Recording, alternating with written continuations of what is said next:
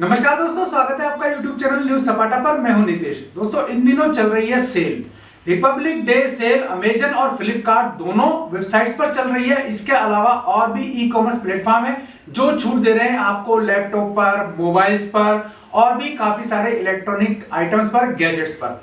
अब आपका भी मन कर रहा होगा क्यों ना हम भी जरूरत की चीजें ले आए। ऐसे में मैं उन भाई बहनों से बात करना चाहता हूं जिनको जरूरत है लैपटॉप की, लेकिन उन्हें बहुत बड़ा कंफ्यूजन रहता है। अब खास करके वो मेरे भाई बहन जो इंजीनियरिंग साइड से हैं या फिर जिनका गैजेट्स के प्रति रुझान है, तो वो बड़ी आसानी से समझ पाते हैं कि उन्हें कौन सा गैजेट चाहिए, क्योंकि उनकी जरूरत के अनुसार वो उस गैजेट को बड़ी आसानी से चुन लेते हैं। लेकिन प्रॉब्लम उन भाई बहनों की आती है या फिर उन गार्जियंस की आती है जिन्हें अपने बच्चों के लिए लैपटॉप लेना है और उन्हें यह पता नहीं है कि उनको लैपटॉप कौन सा लेना चाहिए, या फिर उनके बच्चों की जरूरत कौन सी है, या फिर उनकी जरूरत कौन सी है जिसकी वजह से वो लैपटॉप लेना चाहते हैं और वो किस लैपटॉप को लेने के बाद पूरी हो पाएगी। तो यहां इस वीडियो में मैं आपको यही पूरा गाइड दे रहा हूं कि आपको जब भी लैपटॉप खरीदना है तो किन 5 चीजों को देखें, क्योंकि आप केवल इन 5 चीजों पर गौर कर लेंगे तो कभी भी लैपटॉप खरीदने में ठगाएंगे नहीं। आप अपनी जरूरत के हिसाब से लैपटॉप न केवल चुन पाएंगे बल्कि अच्छा खासा मॉडल भी अपने लिए लैपटॉप का ले पाएंगे। तो चलिए दोस्तों, वीडियो को शुरू कर लेते हैं और देखते हैं वो कौन सी इंपॉर्टेंट चीज है जो लैपटॉप लेते समय हमें ध्यान रखनी चाहिए। वीडियो पसंद आए तो यार लाइक और शेयर जरूर कर देना। चैनल पसंद आए तो सब्सक्राइब करने में कंजूसी मत करना। तो सबसे पहले जब भी हम लैपटॉप लेने जाएं तो सबसे पहले एक बात दिमाग में रखें कि आपका बजट क्या है। प्रॉब्लम क्या आती है कि मार्केट में काफी सारे लैपटॉप हैं, मार्केट में काफी सारी कंपनियां हैं जो लैपटॉप सेल करती हैं और बजट फ्रेंडली लैपटॉप के नाम से उन्हें सेल करती हैं या फिर अंडर बजट लैपटॉप के नाम से सेल करती हैं। लेकिन जब आपको यही पता नहीं है कि बजट फ्रेंडली लैपटॉप में किस से किस रेंज तक के लैपटॉप आते हैं, तब तक आप उन्हें खरीद नहीं पाएंगे या फिर लैपटॉप के लिए अपना बजट सेट भी नहीं कर पाएंगे।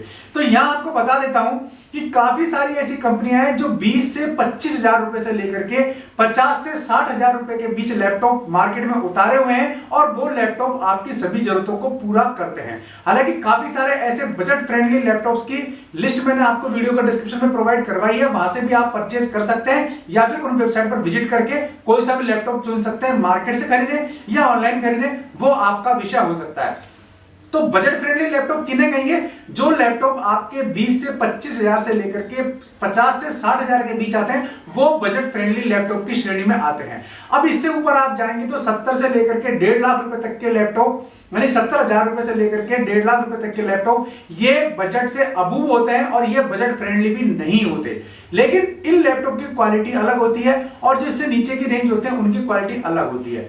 अब दूसरी चीज क्या देखें हम लैपटॉप लेते समय, ताकि जब हम लैपटॉप लेने जाएं तो ऐसा नहीं लगे कि हम ठगा के आ गए। दूसरी चीज होती है रैम और प्रोसेसर। अब इन दोनों चीजों का अलग अलग काम होता है और यही वो चीज है जो लैपटॉप की रेट को ऊपर नीचे करती है और आपकी जरूरत भी आपको यही सेट करनी है कि किस तरीके का लैपटॉप आपको लेना चाहिए। तो इसके लिए सबसे पहले हमें यह जानना होगा कि प्रोसेसर लैपटॉप में क्या करता है और रैम लैपटॉप में क्या करती है। ठीक है, दोनों का कॉम्बिनेशन क्यों है और ये समझ में आ गया तो आप बजट फ्रेंडली लैपटॉप बड़े आसानी से चुन सकेंगे। प्रोसेसर होता है लैपटॉप की क्षमता के लिए, यानी कि लैपटॉप में कितनी पावर है, लैपटॉप कितना कैसे काम करेगा, उस चीज के लिए प्रोसेसर उसमें होता है। ठीक है, दूसरी चीज हुई रैम। रैम होती है लैपटॉप में मल्टीटास्किंग जब हम करते हैं तो वो स्मूथ हो, यानी कि जब भी हम उसमें कोई भी फंक्शन करें या फिर जब भी हम उसमें कोई भी फंक्शन को चलाएं, कोई भी सॉफ्टवेयर को चलाएं तो स्मूथ रन करना चाहिए। इस काम के लिए होती है उसमें रैम। ठीक है, तो प्रोसेसर और रैम इन दोनों का कॉम्बिनेशन लैपटॉप की क्षमता को बढ़ाता है और उसमें रन करने वाले प्रोग्राम्स को स्मूथ करता है। इसलिए दोनों चीजों पर ध्यान देना विशेष रूप से जरूरी है। अब मार्केट में अमूमन जब हम लेने जाते हैं तो हमें किस तरीके के लैपटॉप दिखाए जाते हैं और हमें कैसे तय करना है कि हमें कौन सा लेना है। तो बाजार में इंटेल और AMD CPU वाले लैपटॉप आपको मिल जाएंगे, तो हमें इनमें से जरूरत के हिसाब से चुनना है। ठीक है, कि इंटेल और AMD CPU में से हमें कौन सा चुनना है ये आपको एक बार देख लेना चाहिए। लेकिन जब तक हमें ये समझ में नहीं आएगा कि इंटेल का लेना है या AMD का लेना है, AMD और इंटेल में दोनों में क्या फर्क है, तब तक हमारे साथ ये प्रॉब्लम बनी रहेगी। तो what is difference between AMD and Intel processor, तो ये भी आपको समझ लेना चाहिए। तो इंटेल के प्रोसेसर जहां मोर एफिशिएंट होते हैं, यानी कि उनकी कार्यक्षमता अधिक होती है, वहीं AMD प्रोसेसर की कार्यक्षमता कुछ कम होती है। हालांकि AMD को कहा जाता है एडवांस माइक्रो डिवाइस। ठीक है, क्या ये डिवाइस एडवांस श्रेणी का है, लेकिन इंटेल की अपेक्षा जब इसको तुलना करते हैं तो इंटेल की क्षमता ज्यादा होती है और एएमडी की क्षमता कुछ कम होती है। लेकिन एएमडी हीट जल्दी होता है, यानी कि मान लीजिए आपके लैपटॉप में हीटिंग प्रॉब्लम है और एएमडी प्रोसेसर है तो डेफिनेट उसकी हीटिंग का जो कारण है वो एएमडी प्रोसेसर ही है। जबकि इंटेल के प्रोसेसर होते हैं वो कूलिंग होते हैं, यानी कि काफी स्मूथ रन करते हैं, काफी कूल रहते हैं और साथ साथ उनका जो टाइम पीरियड है वो भी लॉन्ग होता है एएमडी की अपेक्षा। अब इंटेल की बात करें तो इंटेल के जो प्रोसेसर है वो फास्ट होते हैं जबकि एएमडी के थोड़े से स्लो देखे गए हैं। अब क्लॉक स्पीड की बात कर लेते हैं तो एएमडी प्रोसेसर की जो क्लॉक स्पीड है वो 2 गीगाहर्ट्ज यानी कि 2 गीगाहर्ट्ज की देखी गई है और जो इंटेल की क्लॉक स्पीड है वो 2.93 गीगाहर्ट्ज है। तो ये 3-4 मोटे-मोटे बेसिक से डिफरेंस है जो इंटेल और आपको एएमडी में देखने को मिलेंगे। तो यानी कि जब भी आप प्रोसेसर देखें तो इंटेल या एएमडी में से कोई देखें, इसके लिए आपको समझ में आ गया होगा कि आपको देखना कौन सा है। और जब आप नए मार्केट में लेने जाते हैं तो आपको एंट्री लेवल लैपटॉप दिखाए जाते हैं जो कि इंटेल कोर i3 चिपसेट के साथ होते हैं। लेकिन आप इनमें चाहें core i3, i5, core i7 वाले लैपटॉप भी चुन सकते हैं। ये चिपसेट वाले लैपटॉप भी आपके लिए काफी अच्छे होंगे, लेकिन इनमें रेट का डिफरेंस आ जाएगा। कोर i3 चिपसेट आप चुनते हैं तो थोड़ा लो रहेगा उसका कॉस्ट, लेकिन जब आप i5 और i7 की तरफ जाएंगे तो कॉस्ट थोड़ा बढ़ जाता है। और अब i10 का टाइम भी आ गया है, लेकिन i7 तक के आप लेते हैं तो आपके लिए काफी अच्छे रहेंगे। इसमें आप दोनों पर्पस सॉल्व कर सकते हैं, गेमिंग का भी और वर्किंग का भी। अब बात कर लेते हैं स्क्रीन साइज की। तो 2 स्क्रीन साइज मोस्ट पॉपुलर है, एक तो आपके 14 इंची, ठीक है ना, और दूसरा आपका 15.6 इंची। अब मान लीजिए आपका काम ऐसा है कि आपको बार बार ट्रेवल करना पड़ता है या लैपटॉप साथ रखना पड़ता है, अपने बैग में रखना पड़ता है, तो आपको 14 इंची वाला लैपटॉप ज्यादा ईजी है। कारण क्या है कि तो वो छोटा होता है, कॉम्पैक्ट साइज है, तो उसको ईजी बैग में समा सकता है और ले जाने लाने में वो हल्का भी रहता है। अब 15.6 वाला आपको मान लीजिए घर पर आप रहते हैं, घर पर आपको काम करना है तो आप 15.6 इंच वाला लैपटॉप की तरफ जा सकते हैं। हालांकि थोड़ा सा इसका रेट ज्यादा आएगा और थोड़ा ये भारी भी होगा, लेकिन जब आप घर पर काम करते हैं तो आपके लिए 15.6 इंच वाला ही लैपटॉप बेटर रहेगा।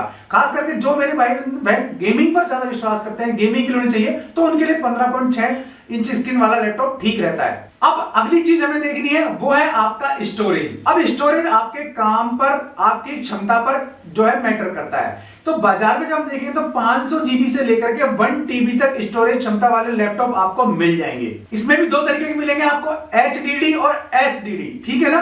तो HDD क्या होता है, हार्ड डिस्क ड्राइव, और SSD क्या होता है, सॉलिड स्टेट ड्राइव। तो HDD मतलब हार्ड डिस्क ड्राइव और SSD मतलब सॉलिड स्टेट ड्राइव। अब दोनों में फर्क क्या है, एक बात आपको बता देता हूं। जब आप मार्केट में जाएंगे तो आपको शॉपकीपर हमेशा SSD लेने के लिए कहेगा। क्यों? क्योंकि वो कहता है कि जब आप SSD इसमें लगाएंगे तो इसकी स्पीड तेज हो जाएगी, ये लैपटॉप की स्पीड फास्ट हो जाएगी, यानी आपका काम बहुत जल्दी पूरा हो जाएगा। और SSD लेने के लिए मना करेगा। अब मान लीजिए वो SSD इनबिल्ट भी है तो वो आपको SSD को जाने के लिए तो भी आपको फोर्स करता है। लेकिन इसका एक चीज आपको बता देता हूं कि जब आप SSD डिवाइस काम में लेते हैं, यानी कि सॉलिड स्टेट ड्राइव को जब आप काम लेते हैं, तो इसमें थोड़ी सी प्रॉब्लम रहती है। वो क्या है कि ये तेज तो है लेकिन इसका स्टोरेज कम होता है, जबकि HDD यानी कि हार्ड डिस्क ड्राइव का स्टोरेज थोड़ा ज्यादा होता है और इसलिए आपका लैपटॉप स्मूथ रन करता है, सॉफ्टवेयर स्मूथ रन करता है। SSD में उसकी फास्ट स्पीड हो जाती है लेकिन वो स्मूथ रनिंग की श्रेणी में नहीं आता। अब लास्ट चीज है वो है आपके बैटरी की। जब मैंने लैपटॉप पर वीडियो बनाया तो बैटरी को लेकर के बहुत सवाल आया कि सर 10 घंटे बैटरी चल सकती है क्या? तो मेरे भाई 10 घंटे करोगे क्या? लैपटॉप की जो बैटरी, एक्चुअली में लैपटॉप जो है वो लग्जरी आइटम की श्रेणी में आता है, तो 6 से 8 घंटे बैटरी वाले जो लैपटॉप्स हैं वो सफिशिएंट होते हैं। लेकिन इससे कम अगर टाइम निकालता है, 4 घंटे 5 घंटे बैटरी बैकअप है, तो थोड़ा सा वो कमजोर रहेगा, क्योंकि उसमें आपको प्रॉब्लम आ सकती है। क्योंकि जब आप एक बार काम करने बैठ गए तो 6 से 8 घंटे आपको लग जाते हैं और ऑफिस टाइम भी 6 से 8 घंटे का ही होता है। इसलिए कम से कम ऐसी स्पीड हो, बैटरी बैकअप ऐसा हो जो एक बार चार्ज करने के बाद आपको एक दिन का काम तो निकाल करके दे दे। तो ऐसे में 6 से 8 घंटे बैटरी बैकअप वाले लैपटॉप आपके लिए सही रहते हैं। तो दोस्तों अब आपको समझ में आ गया होगा कि जब भी आप लैपटॉप लेने जाएं तो किन चीजों पर ध्यान रखें। मैं एक बार फिर रिवाइज कर देता हूं। सबसे पहला होता है आपका बजट, दूसरा होता है आपका प्रोसेसर और उसकी रैम, तीसरा होता है उसका स्क्रीन साइज, चौथा होता है उसका स्टोरेज और पांचवा होता है उसका बैटरी। आप इन चीजों को देख लें, फिर आप core i3, i5, i7, i8, i10 की तरफ भी जा सकते हैं और बजट एक इतनी जरूरी चीज है, बिना इसके आप कोई भी चीज परचेज नहीं कर सकेंगे। तो उम्मीद है दोस्तों आपको समझ में आ गया होगा कि आपको जब भी लैपटॉप लेना है तो किन 5 महत्वपूर्ण चीजों का ध्यान रखना चाहिए। फिर भी आपकी कोई क्वेरी है तो आप जरिए कमेंट बॉक्स पूछ सकते हैं, मैं आपको जवाब देने की पूरी कोशिश करूंगा। वीडियो पसंद आया तो यार लाइक और शेयर जरूर कर देना, चैनल पसंद आया तो सब्सक्राइब कर लेना, बेल आइकन दबा देंगे आप तो वीडियोस के नोटिफिकेशन आपको मिलते रहेंगे। आज के लिए वीडियो में इतना ही, ऐसे किसी यूजफुल वीडियो में फिर मिलूंगा, तब तक के लिए नमस्कार।